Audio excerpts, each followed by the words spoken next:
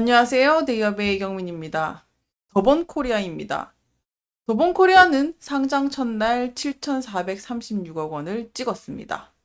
그런데 일주일이 지난 지금 주가가 하락하고 있죠. 이에 따라 주주님들의 한숨이 이어지고 있는 기업이 됐는데요. 앞으로 더본코리아는 단순히 신규 상장의 반짝 수혜로 끝나게 되는 걸까요? 지금부터 더본코리아의 상장 후 흐름 정리부터 앞으로 상승과 하락의 여부를 찾을 수 있는 힌트를 정리해 드리도록 하겠습니다. 더본코리아가 최근에 상장하면서 시장에서 큰 관심을 끌었죠. 더본코리아, 백종원이 창업한 이 외식 기업으로서 상장 청약에서 매우 높은 경쟁률을 기록하기도 했습니다. 그러면서 상장 첫날에 더본코리아의 주가는 51%가 상승하는 수치를 보여주면서 시가총액이 무려 7,436억 원에 달했었는데요. 아무래도 이 같은 영향은요, 더본코리아가 외식 브랜드를 다양하게 또 운영을 하고 있고, 무엇보다 백종원의 영향력이 크게 받으면서 이 작용으로 인해서 시장에서 큰 관심을 받았다고 생각이 듭니다. 자, 그런데요. 더본코리아 상장 이후에 이제 일주일이 지나고 있는 시점에서 주가가 어떻게 되었을까요?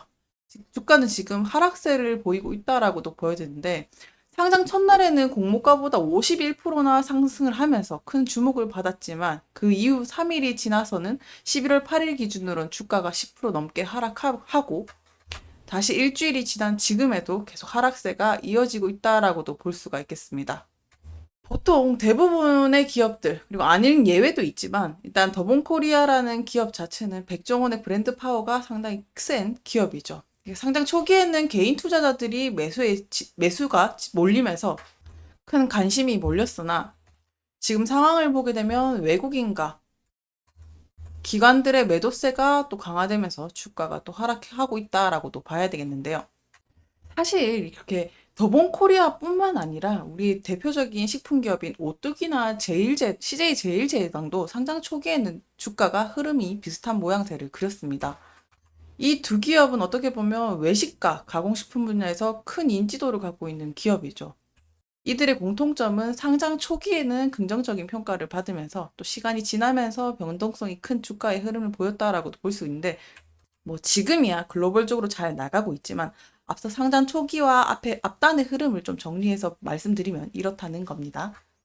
그렇다면 CJ제일제당부터 얘기를 해봐야 되겠는데 CJ제일제당도 상장 이후에는 성장한 기업 중에 하나인데 이 CJ제일제당 역시 초기에는 안정적인 성장세를 또 보이기도 했지만 결국에는 여러 가지 변곡점이 많았다라고도 볼 수가 있겠습니다. 글로벌 시장에서 불확실성과 원재료 가격이 상승 문제로 또 주가가 일시적으로 하락한 경험도 있고 이 주가의 변동 자체가 흔히 식품 기업들이 주식시장에서 직면한 리스크라고 볼 수가 있겠습니다. 그리고 두 번째로 살펴볼 기업은 오뚜기인데요. 오뚜기 역시 이렇게 비슷한 패턴을 보였습니다.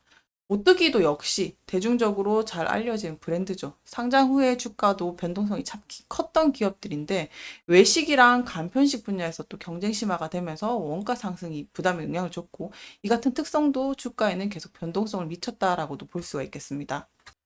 따라서 이렇게 더본코리아뿐만 아니라 이렇게 상장 후에 주가 하락을 겪었던 식품 기업들의 사례가 여러 가지 있었다라고도 정리를 해서 말씀드리고 싶은데요. 상장 초기, 그러니까 상장 후에는 급등을 했었지만 차익 실현 위에서 차익 실현 후에 매도 물량이 압박을 받으면서 주가가 떨어지고 있는 이 상황이라고도 볼 수가 있겠죠.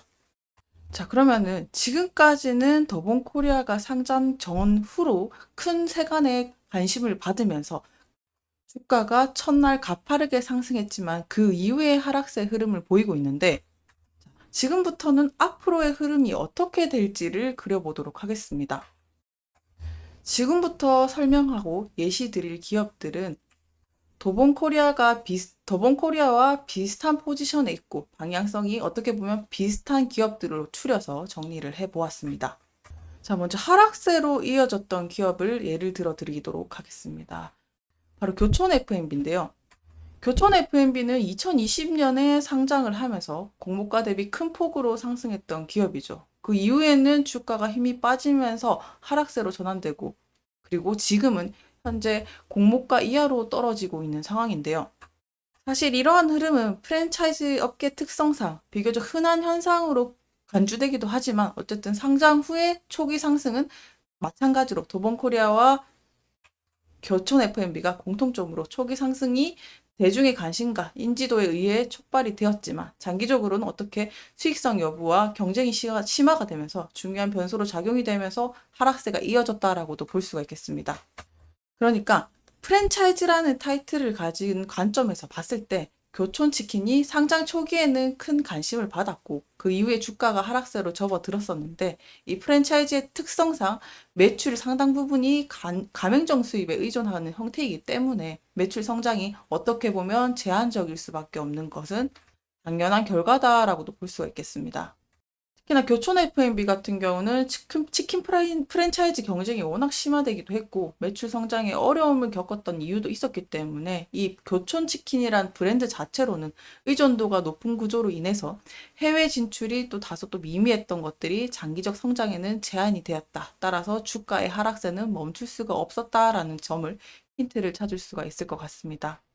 더본코리아도 현재 마찬가지로 국내에 브랜드에 집중하고 있는 만큼 여기서 교촌 F&B를 반면교사 삼아 힌트를 또 찾을 수 있는 것들이 있을 거라 생각이 듭니다. 자, 이번에는 상승세를 이어갈 수 있는 흐름은 힌트를 CJ제일제당과 오뚜기에서 찾아보도록 하겠습니다.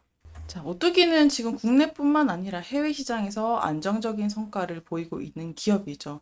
해외 매출이 전체 수익에서 상당한 비중을 차지하고 있는데 여기서 찾을 수 있는 힌트는 매출 다각화로 인해서 내수에 대한 의존도를 줄이고 또 장기적으로 성장을 이어가는 게 중요한 포인트와 힌트가 됐다는 점입니다.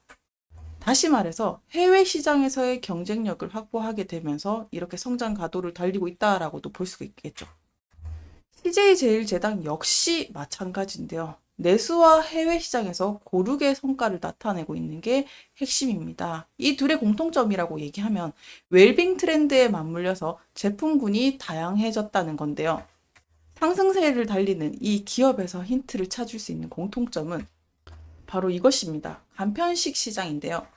이 간편식 시장 공략을 통해서 오뚜기와 CJ제당 역시 해외 시장에서 실적 비중을 늘리게 되면서 거기에다가 이 간편식을 또 초점을 두면서 포트폴리오를 다각화하고 그리고 리스크를 분산하면서 안정적인 매출과 성장 중장기적으로 이어지고 있다는 건데요. 자, 보시는 것처럼 도봉코리아 역시 간편식 시장을 개척하고 있습니다. 보시는 것처럼 대표 제품으로는 본가 소갈비집, 그리고 백햄, 만능 소스 등등 간편식 시장에서의 확장도 이어지고 있는 모습입니다.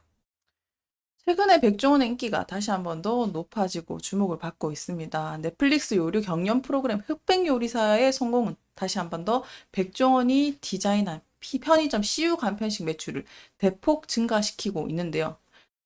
이번에 CU와 협업하면서 백종원이 간편식 만든 30여 종 자체가 방송 이후에 40일간 판매가 크게 상승을 했습니다. 그중에 면류는 240%, 간편식은 102%, 안주류는 170%까지 매출을 상승하는 모습을 보여주면서 전체 간편식 매출에서 백종원 제품이 차지하는 비중이 20% 이상이었습니다. 자, 우리가 여기서 찾은 힌트는요. 백종원이 CU와 10년간 협력을 하면서 대표적인 편의점 간편식 라인을 성공적으로 구축했다는 것을 찾을 수 있었고, 그리고 이러한 인기와 매출 상승 자체가 더본코리아의 앞으로 성장에는 긍정적인 요소가 될 거라는 것입니다. 자, 지금 더본코리아의 현재와 미래 가치를 살펴보았는데요. 지금 더본코리아의 주가는 백종원 대표의 높은 인지도랑 이 프리미엄이 받으면서 주가에도 영향을 미치고 있는 모습인데 주식 자체는 상당히 또 과대평가되었다는 의견도 비일비재합니다. 더본코리아의 현재 주가 수익률이 PER 28배에 이르는 점 자체가 요식업 업계 평균을 크게 초과하는 수치라서 지금 투자에 있어서는 밸류 부담이 적지 않다라는 것도 확인하실 수 있는 사실인데요.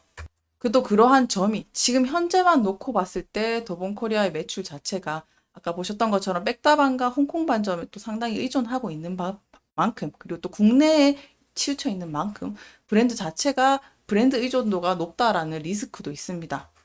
따라서 단기적으로 봤을 때 백종원 대표의 브랜드 파워와 상장 효과로 인해서 주가가 또 긍정적인 반응을 보였던 것은 사실이지만 이제 중장기적으로 가는 호흡은요. 이 간편식의 성장 여부를 꼭 초점을 맞춰주시면 좋을 것 같습니다. 오늘도 시청해주셔서 감사합니다.